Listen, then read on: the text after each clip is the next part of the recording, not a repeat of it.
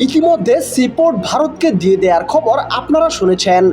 ভারতের rail transit মোদির দেশে আসার জন্য মানুষ খুন সবই আপনারা দেখেছেন।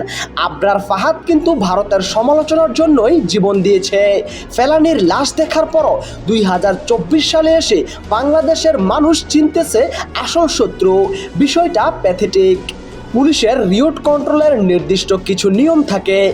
মাথা বা বুক বরাবর শুট করা এই নিয়মে নাই। পুলিশের কাছে কি কি অস্ত্র ছিল আপনাদের বলি। Sound grenade, rubber bullet, shotgun, tear shell, that's it.